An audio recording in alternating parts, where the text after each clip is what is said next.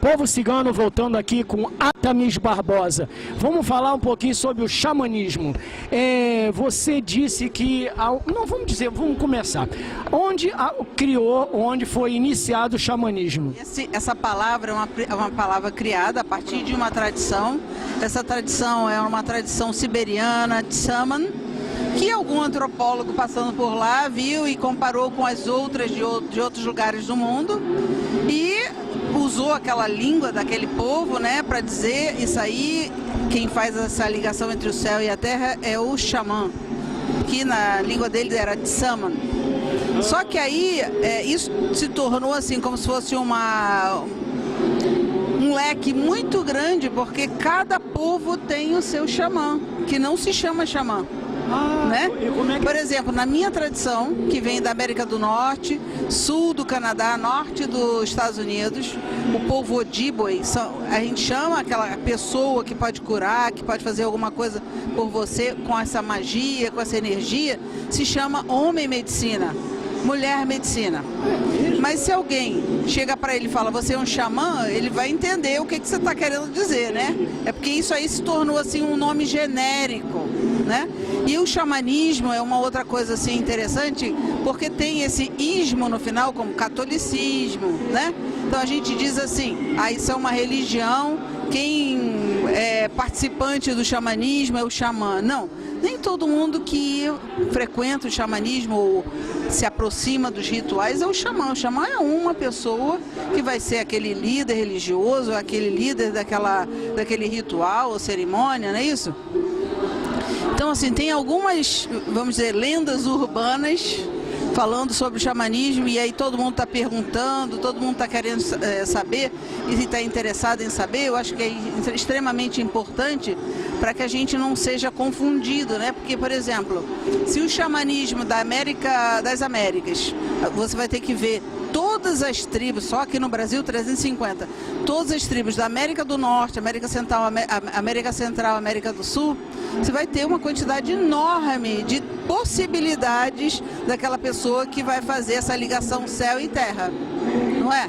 Então, assim, seria interessante que se a pessoa tem interesse realmente de se aproximar do xamanismo, perguntar qual a tradição, de onde vem, onde começou, aquela tradição que aquela pessoa, líder religiosa, está fazendo a cerimônia. Então era interessante saber, perguntar, porque cada uma vai ter uma especificidade. Porque a gente, assim, que é leigo, pensa assim, xamanismo, parece algo ligado, assim, a alguma oração, alguma erva, alguma cura. É parecido com isso? Não, isso aí seriam apenas as matérias que a gente usaria, né? O material que a gente usaria, né? Por exemplo, se eu tenho uma tradição nativa, né? Eu sigo uma tradição nativa, eu tenho ervas correspondentes, né? Alguma coisa que eu queira fazer, alguma cura, ou então relacionada a alguma direção, das 4 direções. Então, assim, seria uma coisa muito importante da gente saber que essa tradição xamânica, seja ela qual for, né, ligada a qualquer tradição, ela estaria ligada à terra. Então, por exemplo, se o leste é água, é elemento água, pode ser que seja para um povo, para o outro não. A água estaria no sul, porque ele vai se orientar onde ele mora, né, onde é que ele está passando. Então, por exemplo, se a gente pensa em xamanismo como uma coisa curta, limitante, eu convido as pessoas, como você, né, se informarem, lerem a respeito, se aproximarem de grupos, que aqui na cidade do Rio de Janeiro já temos alguns, somos poucos ainda, né? Agora, procurar pessoas sérias, perguntar se essas pessoas começaram ontem ou começaram há 20, 30 anos atrás nas suas vidas, vivenciam isso no seu dia a dia e não tem isso só como um comércio, né? Então seria interessante se aproximar de alguns grupos. Uma outra coisa que talvez você tenha perguntado, que está relacionada a plantas.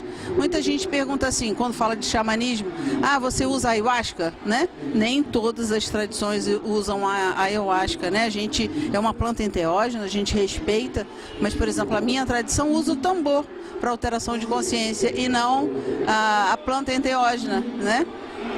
Então, é um pouco confundido, né? A dança, o xamã, o índio, É uma coisa assim que tem que se realmente, que você falou, tem que ser estudada. Temos poucos conhecimentos, né? Porque sempre eu ouvi falar assim, o xamanismo é uma cura. É um índio que vai passar uma cura, alguma coisa parecida. Existe o pajé, existe a pagelança. Nem todo índio é pajé e pode fazer pagelança. Então, assim, o xamanismo, nem todo mundo é xamã. Mas pode ser que aquelas pessoas que orientam ou foram orientadas, foram iniciadas, tenham a condição de curar com alguma erva, curar com algum canto, curar com alguma coisa que ele aprendeu naquele, vamos dizer, naquela tradição, né? Então seria interessante, talvez, tirar essa ideia de que todo índio é o pajé ou é o xamã, né? Não existe isso. Assim, aí é outra coisa, o grupo de vocês se reúne com outros grupos ou são coisas diferentes?